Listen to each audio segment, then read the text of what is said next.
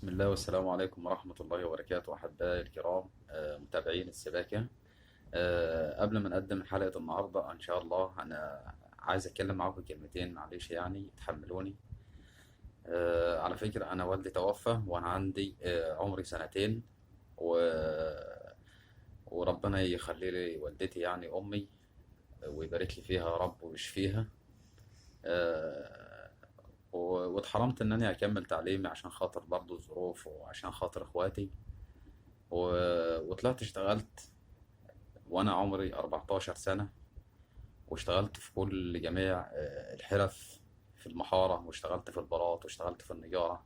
والحمد لله يعني ربنا وفقني انني اقدر انني اكون نفسي، لان ما كانش في حد ان هو يساعدني او يوفر لي سكن او انني اتجوز او كده. الحمد لله بنيت سكن لنفسي وتزوجت وعندي 4 اولاد ووالدتي معايا، والحمد لله برضو أخدت والدتي برضو وعملت زيارة عمرة من قبل ما أتزوج يعني. وبعد كده ربنا ألهمني بالوظيفة. فأنا عايز كل واحد يا جماعة يعني يا ريت لو هو حتى يعني حابب إن هو يتعلم حاجة، لو مش محتاج لها برضه يستفيد منها، لعله إن هي تنفعه في يوم من الأيام. والحمد لله انني بقيت موفق حتى في شغلي، وزمايلي معظم الناس في الشغل حتى بيحبوني فعلا والله.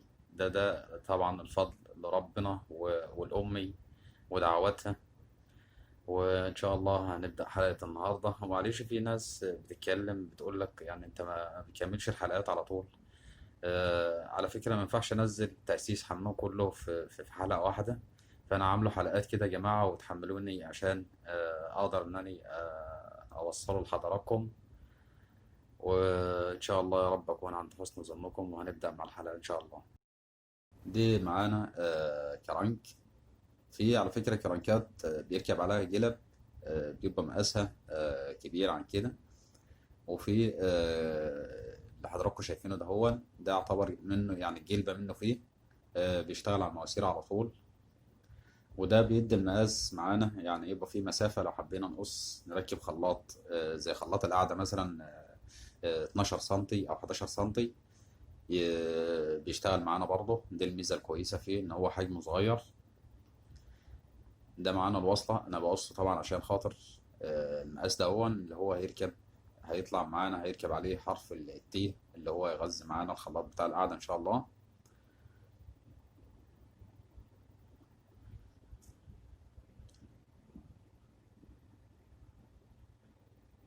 لان فيه هيبقى هيركبوا كرانكين، ونحب ان احنا دايما يا جماعه نحاول نخلي فيه مسافه ما بين القطعه والتانيه، عشان لا قدر الله لو في اي تسريبات او في اي حاجه ان احنا نعرف نقطع ويبقى في مسافه ان احنا نركب قطعه تانيه يعني. الحاجه التانيه المنتج ده احنا عارفين ان هو طبعا معتمد، وبتيجي بيجي فن من الشركه بيكبس الشغل ده او بيضغطه. فلو لقى قطعتين واصلين لبعض في اللحام ما بيستلمش الشغل. ده كده اللي هيطلع معانا آه، الخلاط بتاع القعدة هيطلع معاه على على الكران كده وعلى فكرة المسافة ما بين السخن والبارد يا جماعة تمشي 10 سنتي أو 15 سنتي. مش شرط إن أنت تحكم نفسك بقفزة زي اللي أنا هركبها دلوقتي إن شاء الله. آه، في ناس بتشتغل على 15 سنتي، في ناس بتشتغل على 10، وفي يعني على حسب كل واحد له طريقة في شغله.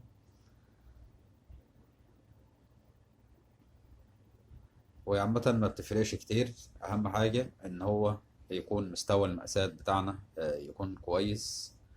و... وعلى فكرة في شغل في شغل على ارتفاع متر وعشرة أو متر وخمسة، وفي شغل بيبقى في الأسفل زي اللي أنا شغال فيه ده ودي بترجع للزبون. على فكرة أنا اشتغلت كذا شغلانة في العالي والناس يقول لك غلط ومش غلط، عشان خاطر الإكسسوارات والحاجات اللي هي بتركب بعد كده وعدم التخريم فيها. في صاحب منزل بيقول لك انا محتاج خلاط لاتش، فمش هينفع ان احنا نشتغل على الشغل اللي في الاسفل ده وهنطلع بمواسير عشان نركب خلاط لاتش. فبيبقى شغلها الافضل في العالي. اما لو خلاطات كلها شجرة هتركب معانا في الحوض او في الرخامة، بيبقى شغلنا في الاسفل. يعني انا كده بالنسبة للبارد، بينه وبين البلاطة الأرضية 30 سنتي معايا.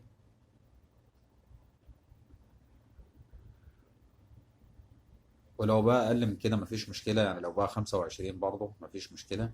لأن أهم حاجة إن إحنا نحاول نسنتر الشغل بتاع القعدة ما يعلاش عن 45 سنتي. يعني هو الصح على 40 بالنسبة لخلاط القعدة أو محابس القعدة. لو عالي شوية مثلا 45 مفيش مشكلة.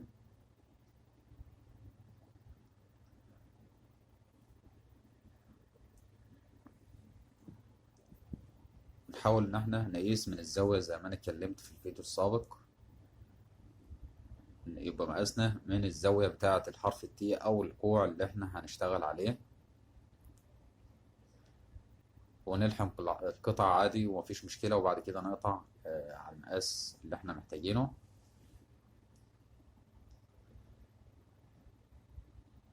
بالنسبة للقطع اللي بتركب قريبة من بعضها، يعني بنيجي عند الخلاطات أو الحاجات اللي هي فيها مخارج معانا كتير، نحاول إن إحنا نجمعها عادي بره مفيش مشكلة، بدل ما نجمع قطع قطع على الحيطة وبعد كده إيه نثبتهم معانا. وفي ناس بتشتغل بره خالص، يعني بياخد مقاساته كلها وبيقفل كل الشغل بتاعه. بس أنا ما تشتغل على الوضع على الطبيعة بيكون أفضل معاك. عشان انا عندي هنا اعتبر في داير ما يدور الحمام كلته مواسير، وبعد كده في ماسوره داخله معايا المطبخ تاني. فمش هينفع ان لو قفلت الحمام ده هو مش هينفع ان احنا نلحمها جوه العمود اللي حضراتكم شايفينه ده هو اللي هي هتطلع معانا خط التغذيه بتاع المطبخ. وده خلاط بتاع الدش معانا. شايفين بنقيس نص الفتحه من فوق لنص الفتحه بتاعت الكرنك 15 سنتي.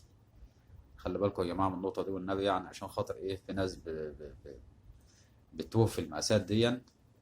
بنقيس من نص الماسورة دي لنص الماسورة دي 15 سنتي، وبعد كده بنرجع تاني نقيس من الزاوية، ناخد الماسورة اللي احنا المقاس اللي احنا محتاجينه تقريبا بيقل حوالي 3 سنتي، اللي هي قيمة الكوع معانا.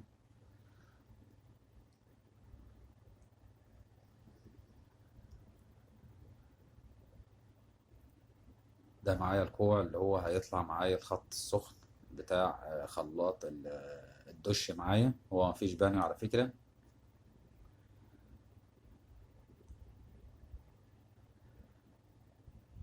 ده المقاس ده هو هيتقص، وبعد كده الشمعات بتاعتي هقفلها الآخر، اللي هي بتطلع معايا للخلاطات أو للمحابس.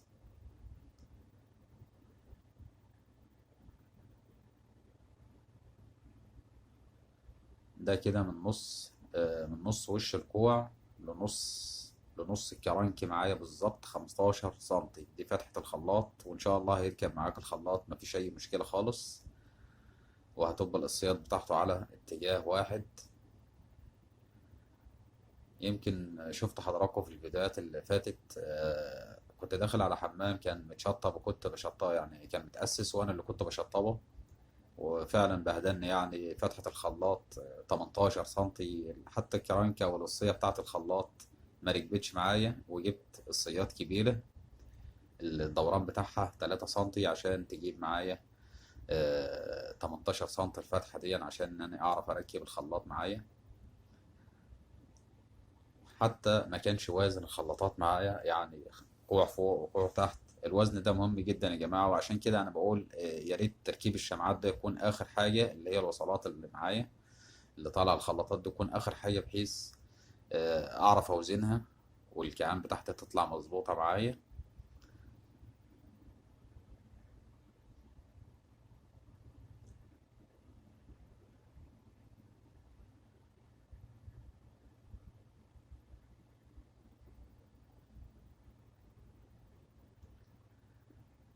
ونحاول إن احنا برضه نختبرها قبل ما نلحمها برضه. أنا طبعا هلحم في الجزء اللي كنت لاحم فيه الكرنكات. انا ممكن الحمها على طول، بس انا حابب ان انتوا يعني ان انتوا تجربوا الحاجه لو عشان تتاكدوا بس من المقاس بتاعها.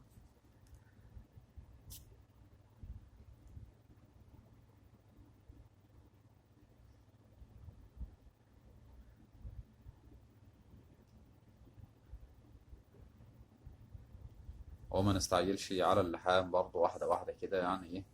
آه، ده كده الزاوية اتلحمت معايا، ما عادش معايا الا كده. هطلع بقى على خلاط ان شاء الله بتاع محابس حوض الوش. ودي الافزان دي متوفرة يا جماعة، يعني انا كنت جايبهم معايا كمية كبيرة ومتوفرين لو اي حد عايزهم، موجودين معانا.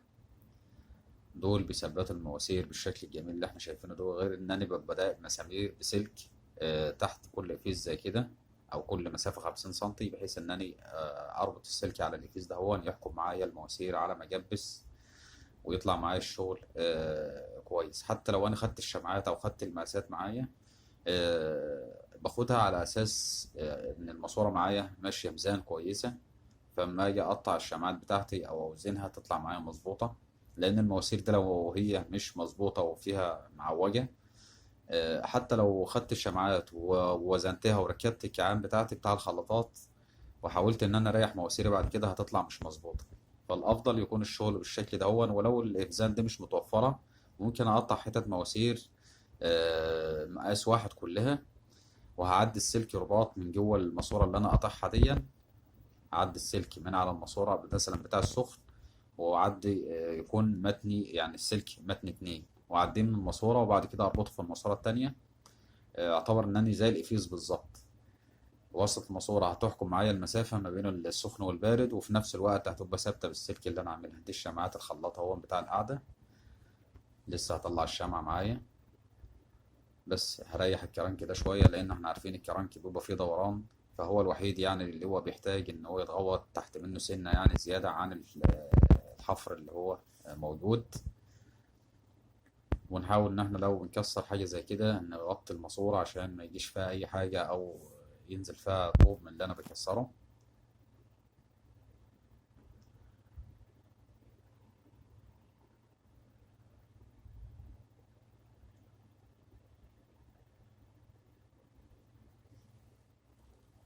الكرنك اللي هو الناحية ده بالنسبة المدخل معايا اللي هو يخش معايا المحابس بتاع خلاط حوض المطبخ. إن شاء الله معانا هنكمله في الحلقة القادمة إن شاء الله. وإن شاء الله انتظرونا، وكل يوم في جديد. وما تنسوش الإعجاب والاشتراك في القناة، وإعجابكم الفيديو. والسلام عليكم ورحمة الله.